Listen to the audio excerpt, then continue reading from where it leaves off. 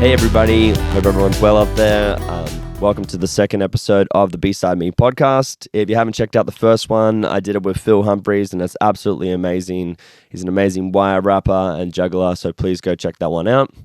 The second episode was a lot of fun. I got to go sit out in Sanford Valley with a good friend of mine, Chelsea Ogle, Chelsea Lomandra Art. She's an amazing painter, sculptor. She teaches workshops. And yeah, we got to talk about how she is redefining the way that she does her business throughout COVID or because of COVID, and just, getting the wheels rolling again after having so much downtime. So I hope you guys enjoy.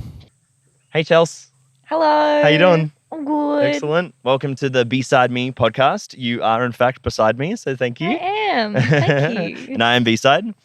All right. It's awesome. We are here in Chelsea's beautiful, you can't see it. Maybe I'll even do a little tour later of the bus. But she has a beautiful bus here that she lives in, and we are in the Sanford Valley. Nice and lush right now. How good is this? I feel like every time I come out here, it's super lush. It got pretty dry for a little bit. Sanford, what? Got pretty dry for a little bit in winter, but so lush now. It's like a few summers ago that I came through, and I just remember it being for one of like Jakey's parties or something, and it was super dry, and then it had all that rain, and then it was just lush as. But yeah, do you love it out here? Do you find being in this space inspiring? I do, yes. And I've really gotten into gardening and making it my own space, which has been awesome. Yep. Like taking on a whole different side of creativity by making everything in plants. Yeah, nice. Now I want to do some sculptures as well for the garden. Yep, cool. Yeah. And that's just another avenue as well of things that you can do down the line. Yeah, never lacking inspiration, that's for sure. Yeah. So is the plants like a relatively new thing for you, or? Yeah, only in like the last couple years. Yep. Yeah. I'm getting back into ceramics, which I used to do a lot of. Yep. But now I'm like getting right back into that, which is awesome. Mm-hmm. But it's been years, and now I'm doing it like multiple times every week. I'm launching all the classes. Yep.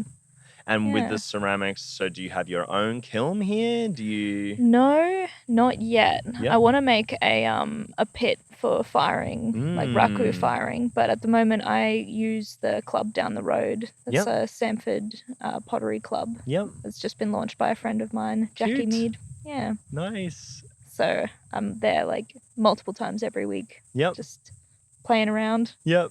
Yeah. So they've got all the gear and stuff there. Yep. Excellent. It's very convenient. Is it like a membership-based place, or? Yeah. Yep. Yeah. So it's like they have a membership, and then they have, I think it's got to be about like 6 weekly classes in different things. So yeah, they do like glazing, beginners building, wheel throwing.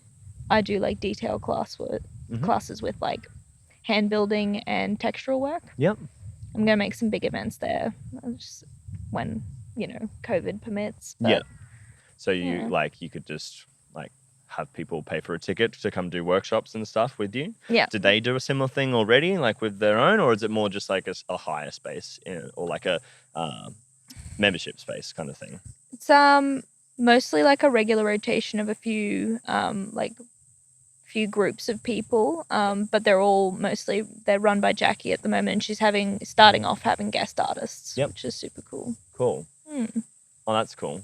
Is that like on a monthly basis, or? Mine will be on a monthly basis. Yep. At the moment, they have most of their classes are weeklies. Yep. Cool. All right. Well, what else has been going on? It's 2021. Last year was crazy. I said I started the last one and I was like, how's your 2020 going so far? I was like, good start, Blair. Do over. No. All mistakes are going to be included. Yeah. Well, yeah, it's 2021. It's been good. It's been just reestablishing some healthy habits of like getting the business running again, because last year it pretty much just all went right off a cliff. Yep. Like, because it's all based on being in person with people. So my whole business was mostly doing art workshops, like the Bob Ross classes and everything. Yep. So when COVID came in, like all of the venues shut that I was doing regular classes with. So it was like, well, time to regroup. And I Yeah. spent most of last year just doing the bus fit out. Yep. So, and now it's like getting to a point where I can launch regular classes again, and hopefully it'll actually come through and I'll get to teach the classes that I plan instead of cancel them. But it'll be good to get everything rolling again. Totally. Are you're keen? You're ready for it? Yeah, I've been like geeing up for it for like the last 4 months. Just like contacting venues and talking to people and figuring out which direction this year is going to go. Yep. But yeah, it's looking very promising. Yep. Right now. So will it be the same venues or similar venues, or are you finding some new spaces? Has anything been drastically affected by COVID in regards to like shutting down, or? Well, yeah, there was all the venues that I was with shut down last year. So there was Sideshow at the time. Yep. So they shut down pretty much like around the same time. For numerous reasons, I think, at the time. There was a change of venue that happened, and then there was the launch of the new venue that was kind of delayed. Yeah. And then my other venue that I was teaching at is like a council venue run by the Kombucha group, which is like a they do a lot of like tube stock of plants and stuff like that, and they have a lot of volunteer work of like propagating seeds and everything. Mm-hmm. And it's like all native plants. Nice. So I did one class with them at the start of last year, and we were like, yeah, that went really great. This is awesome. Mm-hmm. And we had like 20 people, and then we were like, let's do it monthly. And then literally the next week is like, hey, my venue's shutting down. No. In future, keen, I'll let you know. Yeah. So, and like she contacted me at the end of last year, like, hey, are you still keen? Mm-hmm. So we might end up essentially launching back for what would have been the second workshop pretty much a year later from when we were going to launch it. Like true. It'll be maybe March. So do you feel like that's giving you time to refine your idea? You're going to come back in with like a same concept and keep going from there, or? Yeah, like same sort of concept. Maybe a little bit more refined, because I've been thinking about it for so long now. Like, I've been like thinking of the best ways to make things like professional and give people the best value for their money in terms of like having a community base that they're joining into. Mm-hmm. So I want people to want to come every month to the same group and get to know the people that they're participating in the classes with. Totally. I mean, in that concept too, that like allows everyone to grow artistically together and then, inspire each other as well, right? Yeah, nice. Is your classes predominantly, I mean, you said about the Bob Ross one, are they predominantly painting, or are you doing? Well, this year I think it'll be a pretty even spread. I mean, if my other venue does launch back, at the moment they're all ceramics, the ones that I've been teaching. Yep. But I want to launch other venues with painting, and I want to do another venue again with life drawing, like more like special events and stuff. And then the other one, which is the plant place, there'll be like botanical art mixed media classes, so people will be drawing and then using watercolors with that and layering up with pencils and then using acrylic, and I'm going to teach them how to use all different materials together. So each venue will have a different kind of specialty of media. So people are you considering doing like, like a thing where if they come to all three kind of thing, if you have any like real like hardcore devotees, you could bring it down or cross that bridge when the time comes. Yeah, like I mean, I think I'll have to have the first of the classes at each venue and see what their audience is like. Yeah. So I pretty much go into it with like, all right, I'm keen for doing this kind of thing. It's going to be, everyone's going to come to each class. It's going to be great. We're going to get to know each other. And then it might be like people are like, I'm just going to come to this one-on-one like session. But then they're not so much keen to do a recurring thing. Yep. And I actually just take surveys and And Okay. yeah, At the end of the class? Yeah, I hand out Cool. surveys. I'm that person. No, I love that. I was like talking to someone. There's a guy at my work, and he's got a YouTube channel for his. He does like gaming, but he does really well. Like since he's been there the last few months, he's gone from like 4,000 subscribers to 6. But he's the like and subscribe guy. Yeah. And then like I realized like, oh god, I'm probably gonna have to do that for this. I gotta be that guy too. Yeah. But I think it's a good thing to. It's a good practice to get into because like the confidence comes through, and there's a way of doing it that's not egotistical. Like you are simply just doing it because like of course if someone. Sometimes people just do need a reminder. I know I sometimes need a reminder. Like I really love something, but I don't sometimes just keep like, I'm like, that was cool. Next video or like next web page or everyone's doing 3 things at once all the time these days. So that friendly reminder to like remain engaged. Like and subscribe.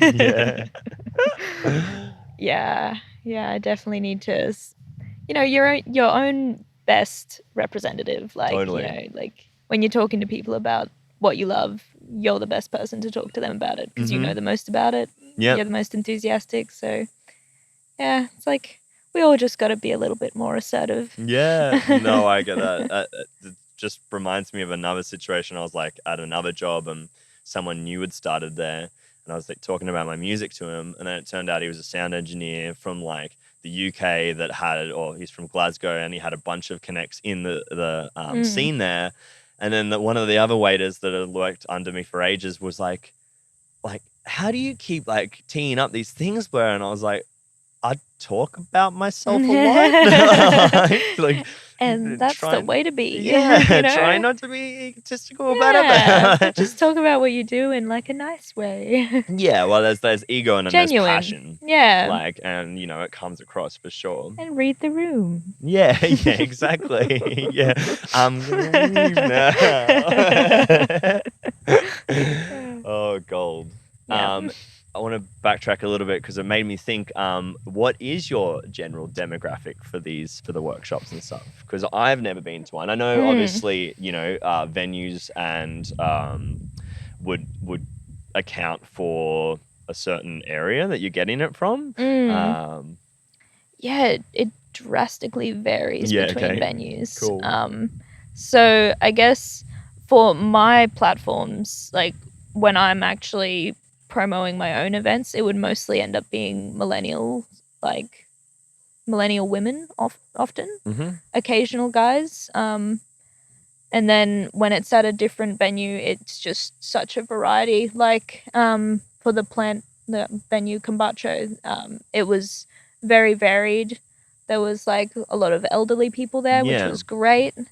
And just super varied. And I think it also very much depends on like how I promo an event, like how I do the write-ups and which platforms that I push it the most through. Yep. And location. Sanford is definitely a more mature audience. When I'm in West End, it's more like the sip and paint kind of vibes. Yeah, cool. Which is great. I just suss out the crowd every time I come to a new venue or like experiment with how I list my events and see how it goes.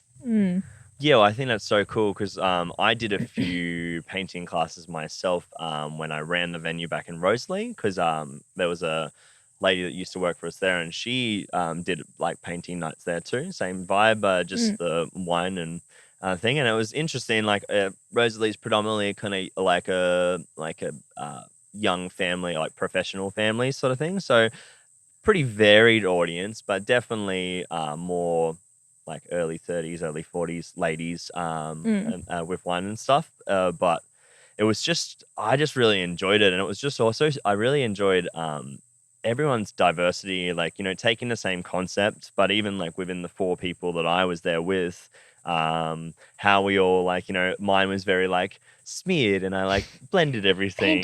Yeah. And then like my partner at the time, hers was was very defined like strokes and stuff. And different strokes, different folks. Yeah. Love it. She's done this before. Yeah, definitely with like Bob Ross classes. I found it was very interesting how varied they were. They all ended up like looking like an interpretation of the same painting, but there's always one person who did it portrait when everyone else was doing landscape, and I'm like, I appreciate that. You do you, boo. Yeah, totally. Got to do what you got to do. Yeah. So it's always interesting to see how the same instructions can yield such different response from the participants. Yeah. Yeah.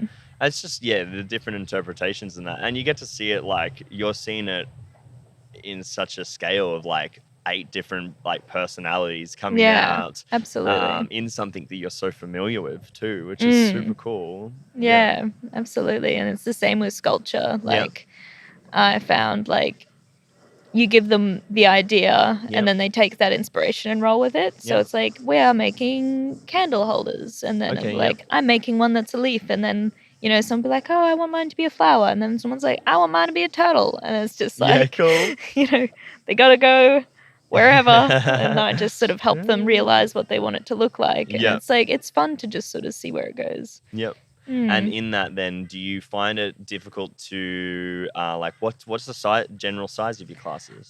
So for pottery, it's more like 10. For oil painting, like Bob Ross, it was like 25 to 30. Yep. Yeah. So the main thing to keep the class sort of running smoothly for me, I just make sure I give everyone individual attention. Yep. Because then you're paying attention to how far everyone is. You know when to slow down and let people catch up. Which people are sort of struggling a little bit and which ones want to be left alone. And then everyone gets where they're going, but without standing up the front and just sort of harping on. Yeah. I just make sure I just do laps. I just walk a lot in all my classes. Yeah. So you kind of give them the direction and then go around and, cater it individually. Yeah. Yeah. Because some people would go faster than others and stuff too. Absolutely. Right? Yeah. That'd definitely be a thing. Yeah. And then in some classes, because I tend to do, if it's a 3-hour class, I'll have a half-hour sort of tea and coffee break in the middle. Yep. Some people will just work all the way through that break because they're in the zone. Yeah. I'm one of those people. Yeah. I'm once I'm on a roll. Yeah. You just gotta no, I'm doing a thing. I don't want to stop and have sustenance. No. And then other people are like, oh God, I need a break. And I just let them do what they got to do. Totally. It's I think that's the best way to teach a class. Yeah. It's actually cater to the people specifically in that room. Yeah. Well, and it keeps it fun rather than being regimented. Yeah. You don't want it to be like that, right? No. It's not there to you're not I don't want to stifle their creativity. Yeah. I'm nurturing them. Yeah. Aww. They're your human plants. Yeah, it's my woman plants. I just did doozy on my shoulder. Yeah, nice. What was I going to say? So I met you through Jaron and through the sideshow crew. Originally, but Weth actually through Weth because you were painting a mural. Yeah, and I used your music. You used my music. Yeah. And then wow, that was 3.5 years ago or so, maybe 4. That long? Yeah. Wow. Time flies, hey? Yeah. Even us talking before about the bus and thinking about that's already been 2 years. It's just whoa. But it's really just been 1 because last year doesn't count. It doesn't for anything. count. We skipped that. With that in mind, then the murals and stuff, are you still? Obviously there hasn't been a lot of events, so there hasn't been a lot of that. It's probably not the most profitable in your endeavors, but is it still something that you're wanting to pursue in the future? You'll always take up those offers when they work? Yeah, I sort of, if there's a specific event that I'm looking at, I'll throw my name in the ring, and if I get approached for anything, I'll usually just be I'll give it a go. The only sort of events that I don't do are ones that I've sort of directly experienced weren't my jam. Yeah, okay. That's fair. Other than that, it's I'll investigate the crowd and see what it's like to actually be at the event. I've had some really beautiful live art experiences where I've gotten to know a whole crowd. Sideshow, for instance. Yeah. I ended up there pretty much. Yeah, I think someone told me to talk to Jaron about teaching art class. I think it was Reese. Yep. Yeah. So I ended up there teaching weekly art classes, and he was the first person who hosted my classes. So I Nice. was doing my first round of art classes there. I had Yep. sort of done a couple of one-off events before then at like other venues, but that's when I was that's where I launched my business pretty much. So Cool. that was the first venue to be like, yes, you can do weekly classes with us. Yep. Like, no worries, you've got this space. Cool. So, and that's when I was still working at Eckersley's at the time. Yeah, so I was doing it. Eckersley's? Yeah. What's that? That's an art shop. Okay. Retail art shop. Okay, Yeah. cool. Yeah, and then I worked at Artshed after that in West End, Yep. another art shop. And then, so I was probably teaching art classes with Sideshow for like a year and a bit before I ended up doing it full time. Yep. And like taking on a business in the arts, which was spooky, but I kind of didn't have a choice at the time, but it was good. How do you mean? Well, I just ended up like without a job and Yep. had to figure out what to do. And I'd already been teaching classes very casually, but like low pressure. I was like, yeah, whatever, you know. Yep. I'll be there if you guys are there. Yeah, That's okay. cool. I'll see you there. And I just did a different thing every week, and it was really good, like learning how I wanted to. Soft entry. Yeah, very soft. Yep. It was like good to learn how I wanted to be as a teacher. Yep. And in those classes, that's when I sort of like figured out my brand of like teaching style. Yeah, what you wanted to teach specifically. Yeah. Did you, you said like, you know, you had to like make the leap into doing it. Was that, I mean, it was obviously mildly daunting, but did you find that was real good for you in the sense of just, I mean, we were talking about before, even with this, like, just well, 2 feet first, we'll get rid of the wind one day. Yeah. I think that,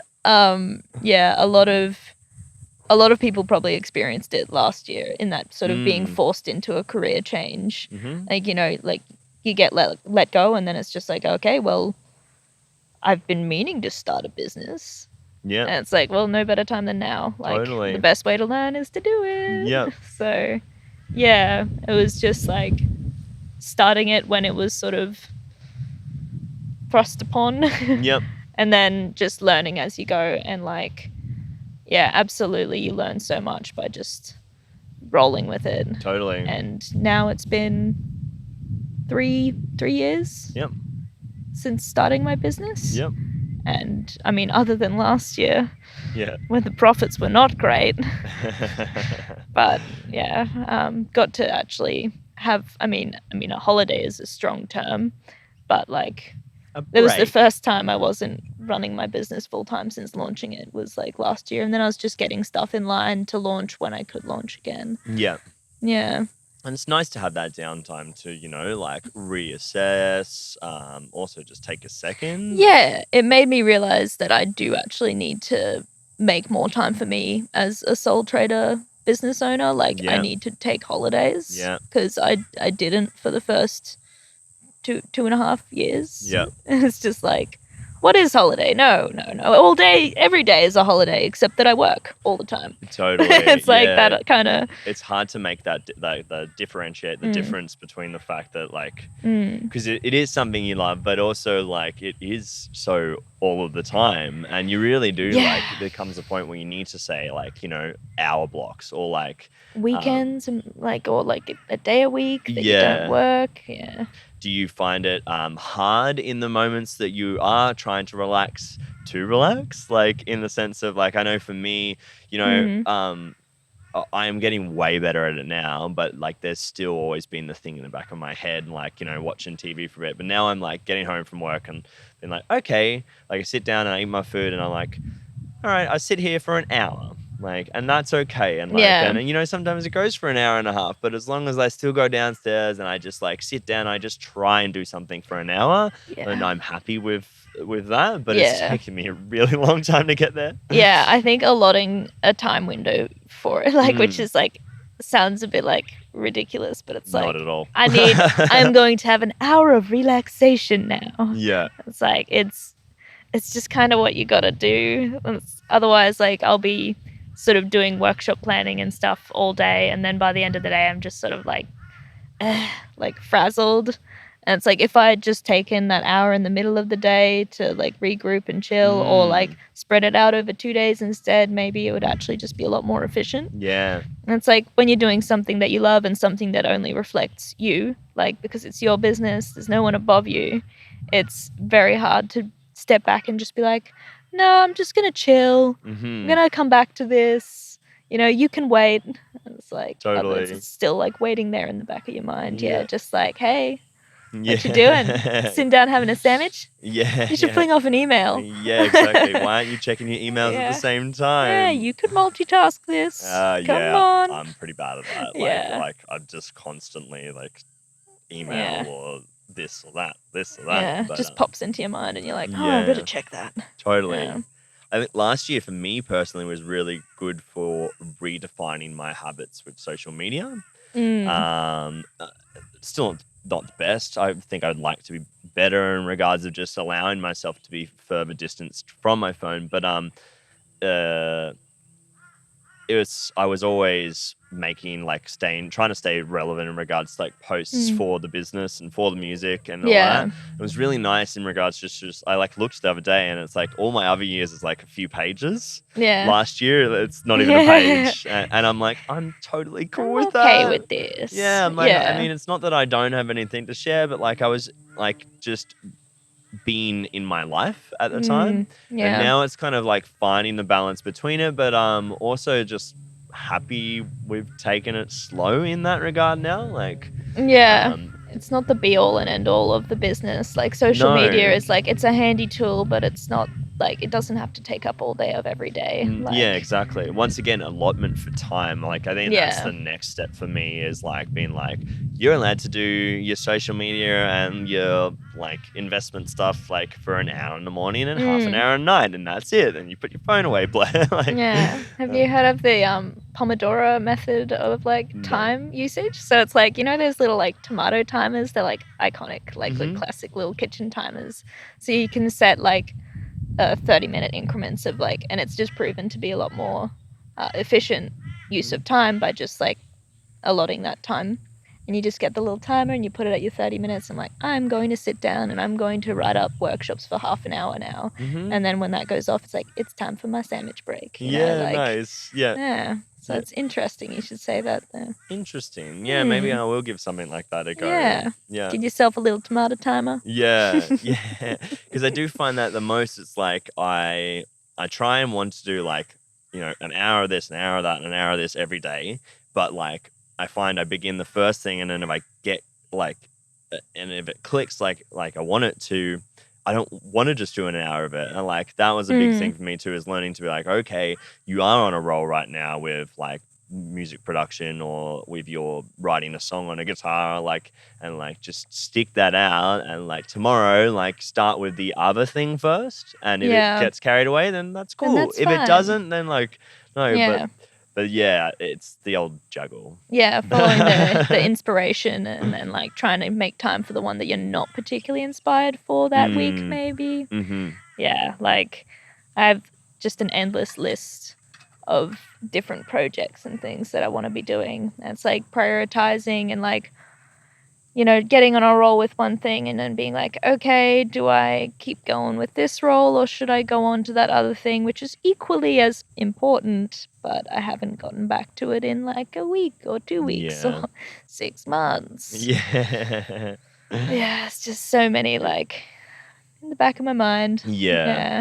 Little bites though. The ebb and flow of it, but like too, it always comes back around. Like if you really want to do it, like it always does. Absolutely. I kind of always found that with the 2 projects is like tried to balance them both, and then I realized over time it's like no, like if I'm one's going at a time, I just go with it. And you know, something happens or it doesn't, like I'm not feeling vibing it one day, and I'm like, oh, I'll just try and sit down and write a bass music song, and then I know 6 months is gone and it's all I've done. But like that's okay. Like that's just kind of the way it works. Inspiration is a fickle mistress. Totally.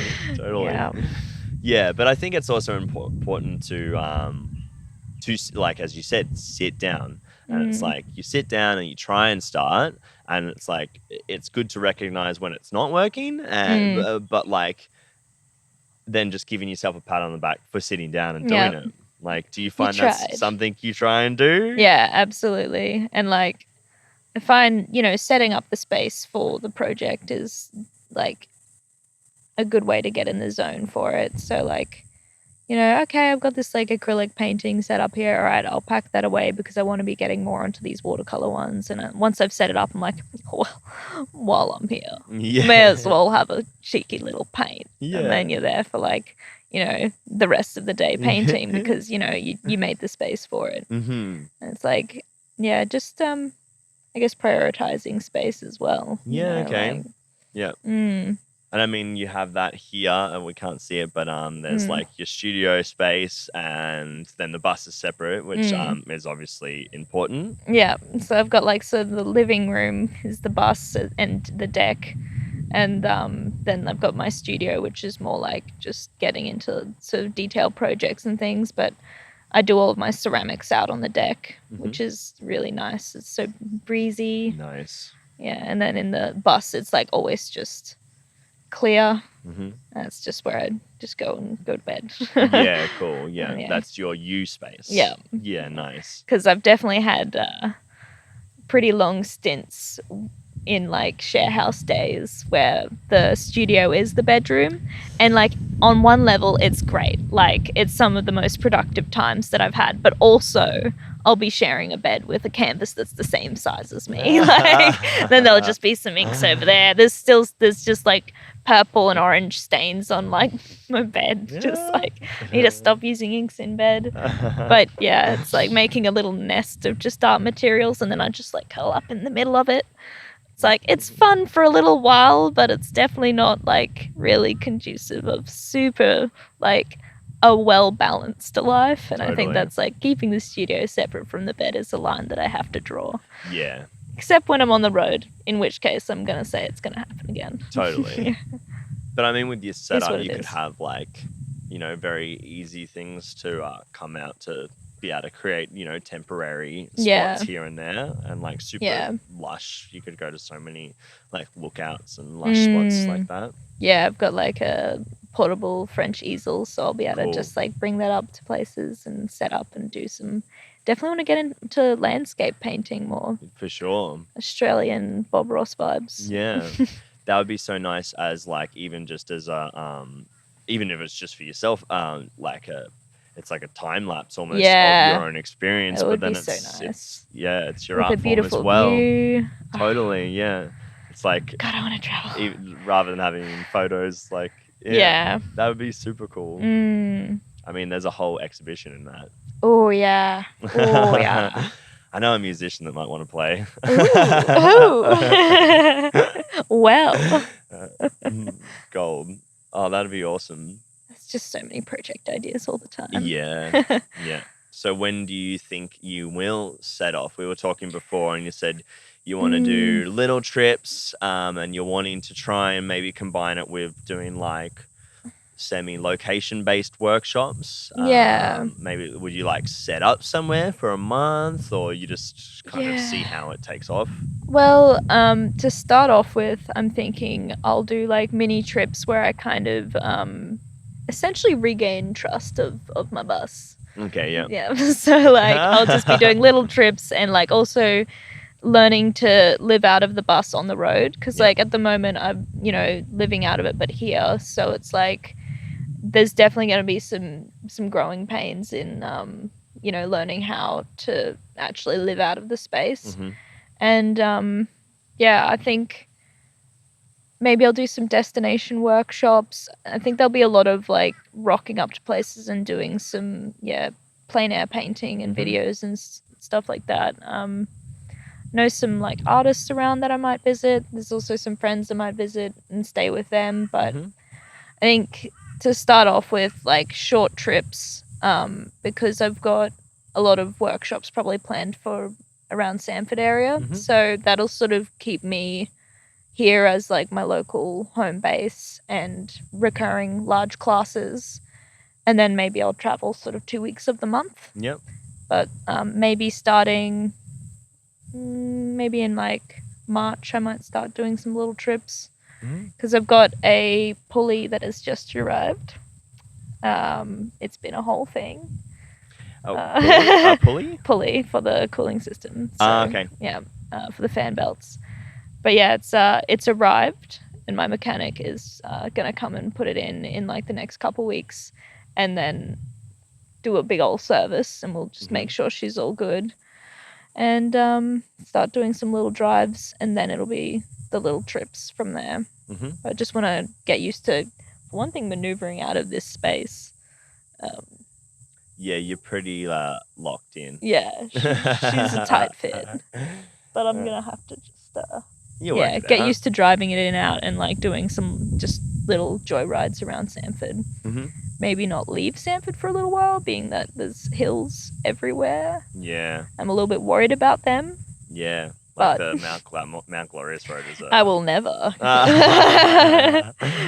We do not go right. Not go up. No. That's cool. I was thinking about that before because I think I might do like a little 30th thing over there in April. I was like, hey, bus would be perfect for that. Well, no. you can go like around, like I want to go out to Somerset and stuff like that. Okay, But you can go the long way, the flat way. Yeah. Or like less mountainy. Yeah. You can go like Mount Nebo, which is like less treacherous. But yeah, I don't know. I'll get advice from my mechanic because he's also got a bus about the same age, and he was like, "Don't take it up Glorious ever." I was like, okay. Solid advice. Solid advice. Apparently, the brakes can give out on the mountain for like trucks and stuff. It's like a thing that happens all the time. Yeah. On Glorious. Yeah. No, thank you.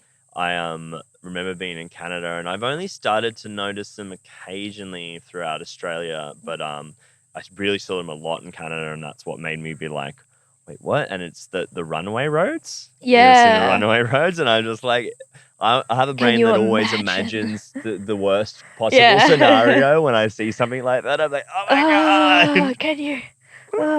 Yeah, there's only a couple of them up the mountain. Yeah, well, we don't quite have mountains like Canada, so like Canada, no. That's the main reason for it. God, it would happen all the time.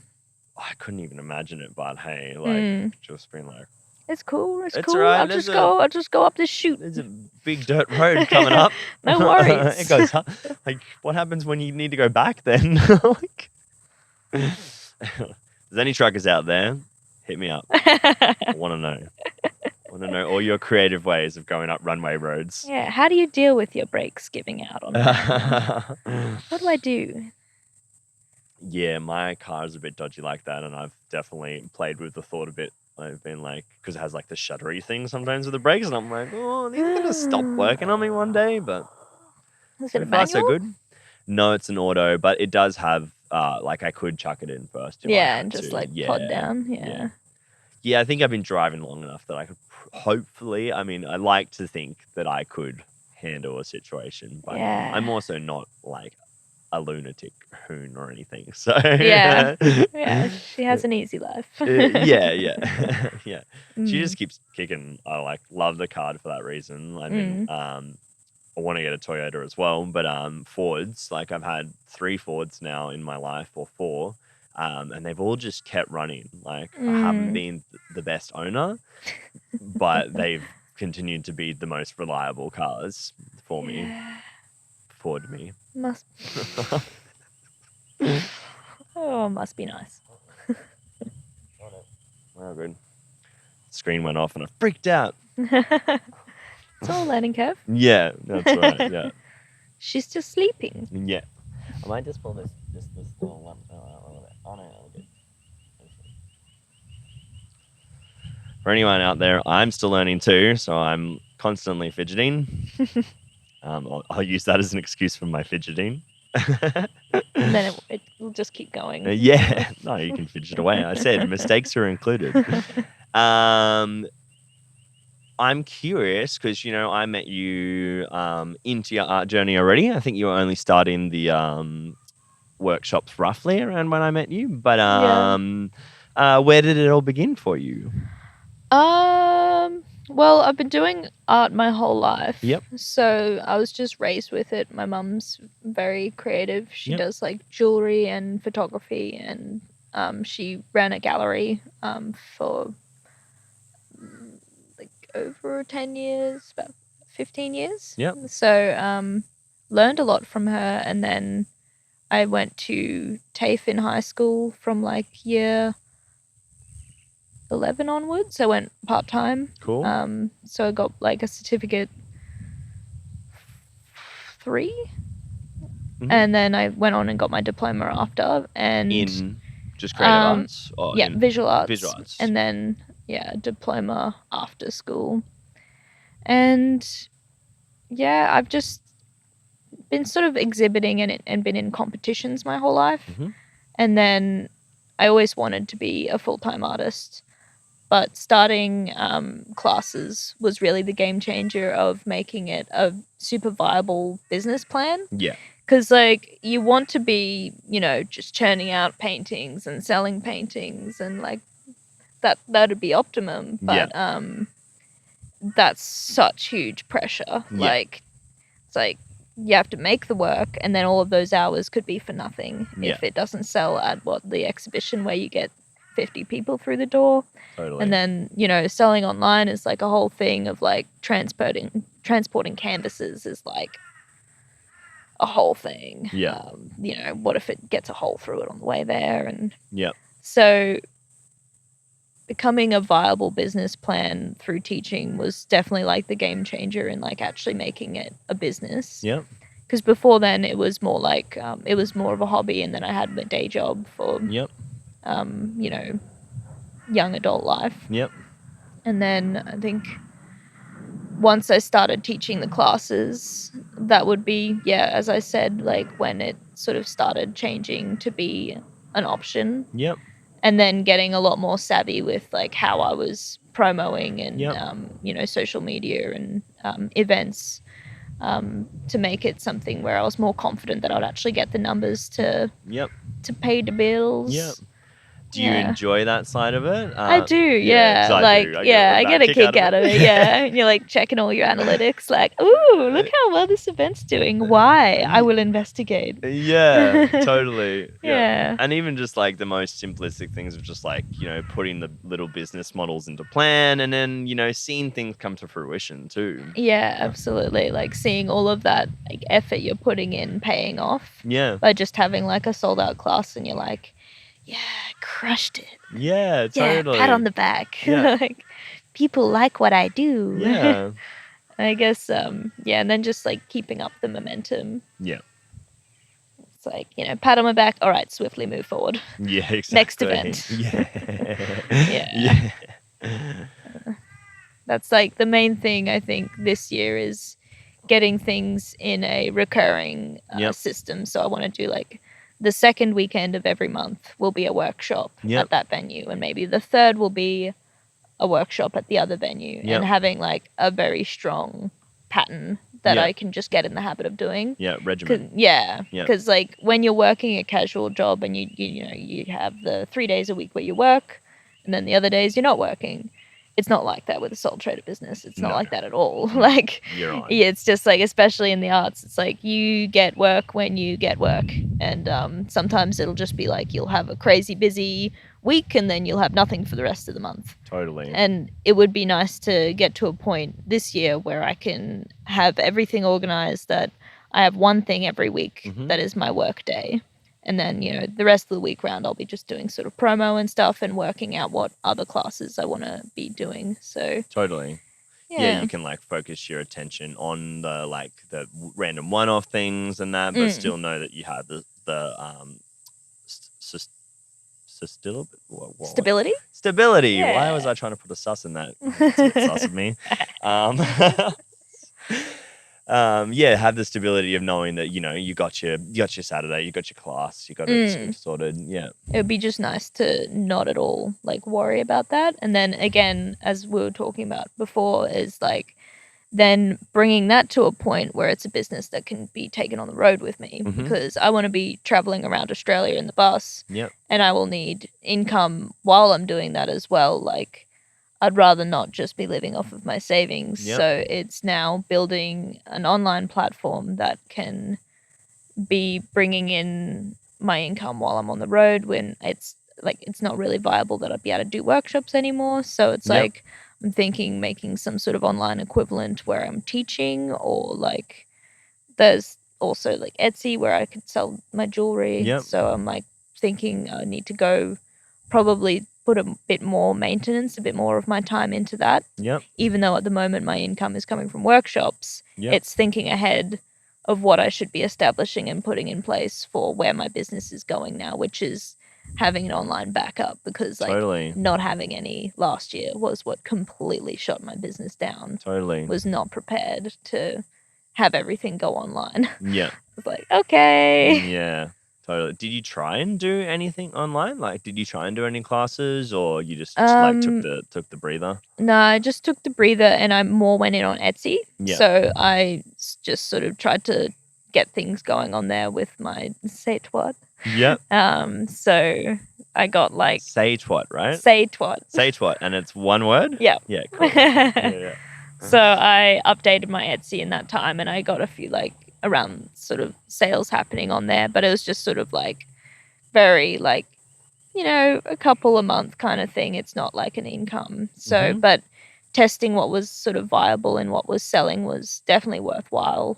And like even through Instagram, making contacts as well. So I now like supply a couple of shops on there. Cool. So there's there's Yoni Herb is in Brisbane. Yep. She's great. Cool. So I supply Shout out earrings to Tessa at Yoni Herb. Cool. Excellent. Yeah. So and that was through like making sure I was putting some time into networking online, since I had lost all of my interpersonal classes. Mm-hmm. So, and that actually ended up working out really well, because I made a bunch of contacts who are now going to, like, we're going to collaborate in future. Cool. So, yeah, like a cross sell of products and promotion and stuff. Yeah, and they do like women's circles and things where I'll be teaching awesome. workshops. So yeah, which is perfect for what you're achieving with that. Yeah. Well. For anyone that doesn't know, Chelsea makes these fantastic earrings. I will take a closer video of it later so that everyone can see them a bit closer. Other products, or it's mainly just them right now? Yeah, at the moment on Say Twat, it's just like all twat. I'm about to launch like a shop that's going to be more like just a general Chelsea Lomandra shop. Cool. So that will be like, I'm doing like this little mushy sort of jewelry. I like them. Yeah. Cool. So I'm doing more like ceramic jewelry and stuff like that. And I'm thinking stickers, might start making my own stickers, could be cute. And so making like a Chelsea Lomandra shop, as well as having my Say Twat brand as sort of separate things. But and there's the portrait sittings is another one that's in person. There's the Posay portraits. Okay, like life drawing? Yeah.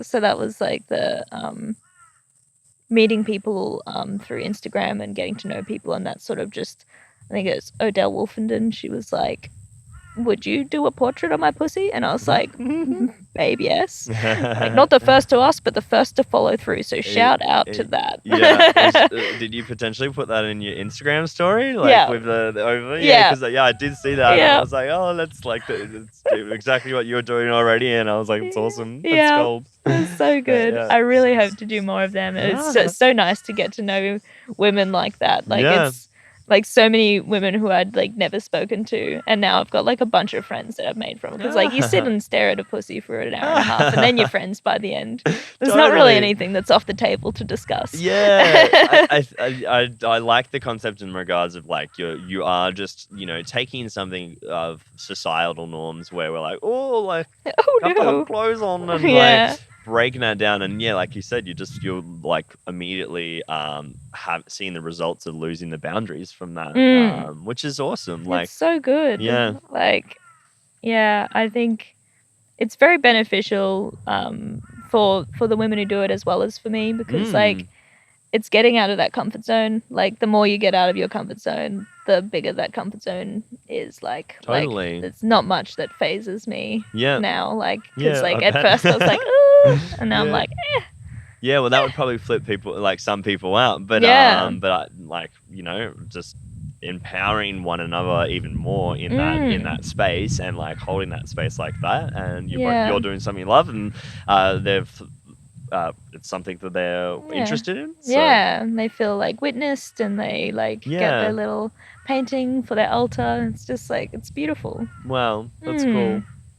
It's just nice to like feel like these paintings are, you know, aspiring those women to feel more comfortable with their body and to like familiarize themselves. So Totally. it's just a beautiful set. Yeah, beautiful confidence series. in a safe space, which then, you know, as you said, as you're more comfortable, you can take that out from that, which will feed into all areas of life. Absolutely. Yeah. Yeah, awesome. Oh, it's such a lovely day here. It is. For anyone watching, the rest of everything around us is as beautiful as what's behind us. Tears. So, getting the classes started again. I guess it's like at the moment as well, I need to work up to the next grant project. Okay. So. You've received grants in the past, right? Yeah. Okay. Yeah. So I did a grant that I finished mid-year this year. No, mid-year last year. That was the collecting colours, the pigments one, where I was collecting a plant from every suburb in the Moreton Bay region and making a paint out of it.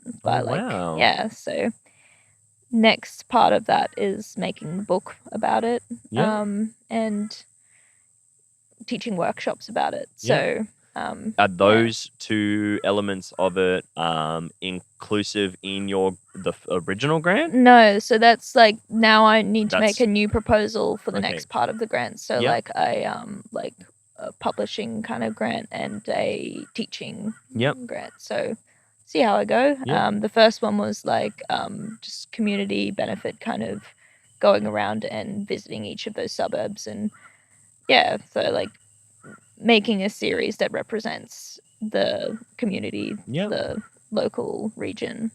And I want to break that down even more, because I'm just interested, like when you're saying making like a color pigment out of like a plant that's native to that area, like you actually making a color, like explain. So go more into depth. So each suburb, I'll go there and collect a plant, just like any old plant. A lot of the time it was like just like weeds and things, because like the idea is showing people that you can create paint and colors from just literally anything. So, and taking the slow process of making it yourself. Like it's not a super complicated project to do, like, but it's time consuming. Like you're in it for the process. It's not like I would say many people would really want to go in and just like make all of their own paints all the time, but it's something that I think a lot of people, it would be great if they experienced. So for every suburb, I go there, I get a plant, and then, or a rock, like some of them I grab like a scoria or an ochre, and just like that way I could just grind it and add gum arabic, and then it was a paint, which is a lot more simple. But for a plant, if you get some leaves, then I would just boil it, and that makes a lake dye, which is like a tea. So, and then you have the color in that water, and then you can so you add like a metallic salt and an alkali to that, and then you strain that, and it attaches to those to make a granular form of that color. So, and then you can grind that up in like a mortar and pestle, and then you can add a gum arabic, and that makes it into a watercolor. If you were to make an oil paint, you would add linseed oil. If you wanted to make acrylic, you would add binder. So, but I chose to make watercolors because then you can reactivate it, and you don't have to like tube it up. I can just put it in watercolor pans. So, and then for each one of those, I did a painting of that plant using the paint that I made. Oh, that's cool. And now I'm doing the light fastness tests on all of those. So I'm putting them up on the window in the house and checking how much they fade over a 6-week period.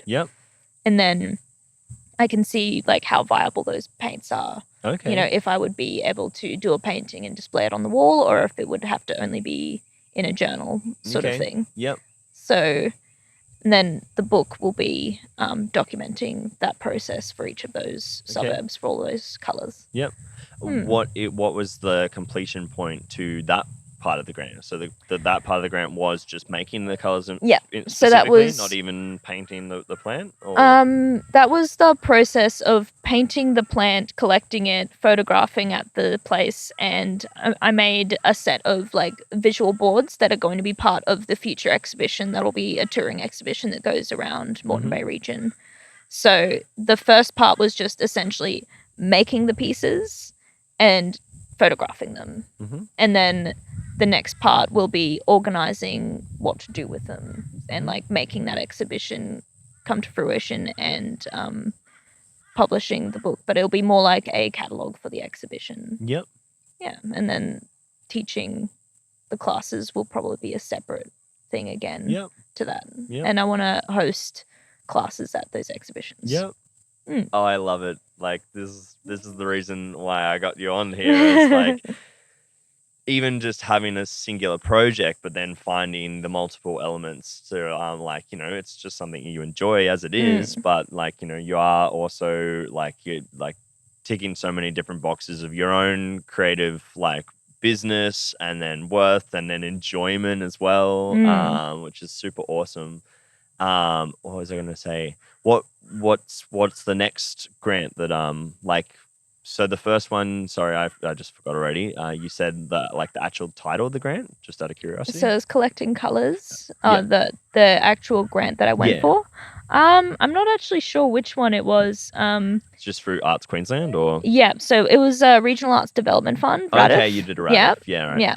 So I went through them and I just looked up on the council website to see which grants were going at the time, and just checked which one my project would fit into the best. Cool. And then I just tailored it to what they were looking for. For sure, yeah. Which is usually community-based projects. For sure. So you'll be looking at like another RADF for this? Probably, yeah. RADF, and there's also, I think, Smarty Grants is another one, and Bright Sparks. Yeah. So quite a lot. Yeah, I check through all of them that I know of and see what's around and just like throw my name in there. Yeah. But God, it's a huge thing to make a proper like grant proposal. Like that was my next question. Did you do it yourself? Fortunately, I had my mum to help me with it because she worked in council at a regional gallery. So she helped me out with a lot of advice, and she knows the like bureaucracy sort of side of things. So shout out to mum. Shout out to mum. Yeah, so no, that's awesome. My mum has also got quite a few like arts for grants for visual arts projects in the past, and has also, I mean, I haven't actually taken one out before, but has helped me with submitting them and just has that insight to it all, which is really helpful. Just knowing how to approach it, it makes such a huge difference. Yeah, because my mum's gotten past grants as well for like photography and stuff like that. So, and jewelry. Shout out Tracy Wallace Jewelry. Oh, yeah, cool. Check it out. Yeah. So, yeah, I think just having like a mentor position as well, like she can help me with those things. It definitely, like, knowing what to say in a grant proposal, so huge. Yeah. Like, I can't imagine coming at that without anyone to talk to about it. And, like, you know, if anybody wants to talk about grants, hit me up. Yeah. Like, no worries. Yeah. Well, I mean, that brings us back to what I was saying before of just like enjoying the nerd out. Yeah. And the community vibe of it, which is another part that I really just love about your presence, because you are trying to achieve that, which is obviously something that I'm like very strongly passionate about. And I just think it's so important. Like, you know, that's the whole purpose of Festive Collective and why I started it, is because I just, you know, I have gotten so much of my achievements through others who have just given me a chance. Yeah. So I want to like continue to do my best to help people. Absolutely. Gain those opportunities, and I mean, you're already doing that like through your art classes, and then hopefully with the consultation stuff that might even further expand down the line. Yeah, we'll see where things all go. Yeah. Well, it all kind of falls in line so naturally, right? Do you feel like it's all fallen in line quite naturally up until this point? Yeah, absolutely. I think once I was like forced to take that first step, it was all just kind of like, oh, and now I'll do this and now I'll do that. And then it all just kind of like, it the next step comes clear once you've taken that step. Totally. Every time. Yeah. And like we were saying before the podcast, you were like, oh, all of a sudden people like are hitting me up. Yeah. And I love that. Like, and that when you like take a second to have that gratitude for those moments or realize that it's like, oh wow, there's a shift. Yeah. I can help. Yeah. I think one of the biggest ones for me in that was like, it was like the first festival I turned down. Oh, me too. I never thought I'd see the day, but like, you know, it was too far and they couldn't pay me and it was totally fine. Like at the end of the day, they had their budget. I get it. I run events. But like, you know, that empowerment in that is a big thing, and it also puts you in a certain light for promoters or for people in future. So they know that, you know, you're not willing to take scraps. Yeah, exactly. For lack of a better word. Putting that line down as like a visual artist of any kind or any artist is so important, because you're told from such a young age that it's like you take what money you can get. Like as an artist, like you're lucky if you can buy beans. Like you need to take whatever. And it's like when you get to a point where you're like, no, I'm established enough that I don't need to do that. I am past that. Totally. And I've talked to a lot of other creatives in similar positions where they're just like, I turn down gigs. I don't need all of them. No. Yay. Yeah, totally. It was a big moment. And it's good for your own like mental clarity in terms of like sometimes, I mean, we've all done it as artists, stretching ourselves too far. And then when you finally like, all right, no, like I could do 3 festivals this weekend, or I could just do 1 and come out feeling energized and like just like I nailed it. Put all your energy in that basket. And I don't believe in the eggs in one basket thing, but it definitely sometimes it's just quality over quantity. Totally. Totally. Yeah, here and there. Yeah. So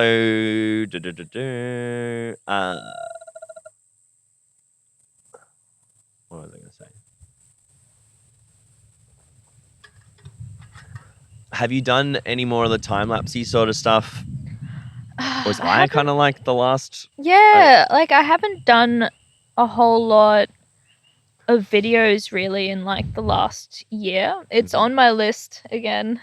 But in the next sort of few months, I want to get back to posting more time lapse, as well as doing some online tutorials and stuff like that. Or more like, I want to actually more like have a bunch of not classes, but information about materials so that people know what they're buying.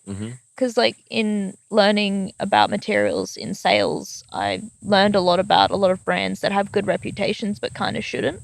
Like, you know, like when you look at it and you're like, well, this means that and that means that, and this is like lesser than a student quality, and they're putting it forward as an artist quality. And I think I just want to teach people about like how to get materials that best suit their needs as an artist. So like light fastness. I've been testing materials that aren't what I've made as well. And that's very interesting to me, learning about, you know, different brands and the quality of pigments that they're using. So I think, doing some videos in that ilk of like more towards teaching and mentoring. But also some time lapses would be cool. But probably like locational time lapses, like you're saying with the like. That would be really cool. That would be so pretty. And you can do the double thing. Yeah. Well, I mean, ever since we did that little series, like I've always wanted to do it again. It was so much fun. Lots more music coming this year, so I'll have some stuff to send you. Fingers crossed. We'll link the previous B-Syde and Chelsea. You can find it here. I don't know. I don't think I'm going to be that tech savvy. It'll probably actually be up here. If it's there at all. If it's there at all, maybe not. I mean, maybe in the write-up. It's going to be the most easy place for me to do it. It's all learning. Totally. I mean, and that's it. Like at the end of the day, the eventual idea is like right now, going back to what we were saying before, I have a bedroom studio, and getting into more healthy habits in 2021. It is becoming much more viable, but it definitely wasn't when I wasn't like in the greatest headspace personally. But at least I am now, and I am putting in more of a regimented schedule, and that productivity is only like coming from all of that. But yeah, I definitely would like a space. Yeah. It's not easy. It's just so hard. Like commercial spaces are quite expensive. Making one yourself is very hard. Yeah, especially well, for like music. It's a whole other thing. Yeah. Fortunately, I can paint in a shed.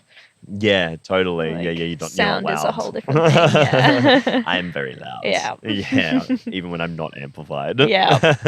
But that's all right. I mean, that's kind of the idea for my own van stuff eventually, is to hopefully have that. Like, I can maybe have a space that is dedicated to being a studio, shooting the podcast and stuff, and then being able to just use the van as a home and then studio space on the road, like a little more relaxed studio space rather than like a kind of go there, do the thing. But yeah, I mean, I've got some friends with studios, and even just going there, like we're going there tomorrow. We run like a monthly producers meetup, and it's just so nice. Yeah, it's just nice to have the space, like, so yeah. Goals. It'll all happen when it's meant to happen. Yeah, for sure. It's like all in good time. Yeah, exactly. So the year holds getting the workshop started again, doing some more painting and some get some more videos out there. Yeah, get a grant going. Get the bus going. Yep. Do some trips. Yep. So would you say the bus? I mean, the classes obviously, but we'll just put that down to that's your 9 to 5. Yep. So the bus and the online stuff's the focal point for the year. Yeah. Oh, I think the camera's yelling at me. Goodbye, camera. Bye. That's all right. For anyone at home, I'll show some of Chelsea's stuff right now. Yeah. This is a good little wind up anyway. Yeah. Perfect time. Yeah. Terrible fade out, but that's all right. Oh, well. I'm learning. Yeah, I am learning. Now I know it gives me a beep. Handy. But anyway, for anyone still listening, where can they find all your stuff? Yeah, where? So I've got Chelsea Lomandra on Instagram and on YouTube, and Chelsea Lomandra Art on Facebook. My website is more of a portfolio, but it's a Wix site, so it's Chelsea Lomandra as well. Okay, cool. Right, this is making it real easy. Yeah. Chelsea Lomandra, everything I try to keep so it far? consistent. Yep. Cool. Yeah. And I've just joined the ranks of TikTok. Oh, why'd you do that? Because it's I would say a much more open platform. Okay. I can't say I've ever dabbled, so I know nothing. Well, on Instagram you have 650 followers or 1,000 followers or whatever, and you post something and you get sort of like 150, 200 views on it on your reach. Yeah. Well, TikTok is very different to that. So Okay. like if you post something and you have no followers, literally no followers, you still reach like 300 people. Oh, wow. Whereas on Instagram, I don't reach that many people when I have double that many followers. Yeah, true. So that for me was enough said. What the deal with that is? It just doesn't seem to like It's not a favored algorithm. Yeah, it's just a completely different algorithm to what Instagram has, which is quite smothered with yeah. Well, and it favors like obviously the prolific things and all of that. Oh God, Chelsea, you're gonna get me on another goddamn social media app. Yeah, well. No, I don't know if I can do it. Hey, I've got enough. Yeah, well, I don't know. You never know. See how you go. That's right. Check out B-Syde on TikTok. Wow. Making short videos that will last. And then where can people purchase your earrings or that? Well, Say Twat Yep. on Etsy. Okay. Yeah. And then SAYTWAT. yeah, cool. Say Twat, one word. Yep, one word. Yeah. Say it. Say it. Say it.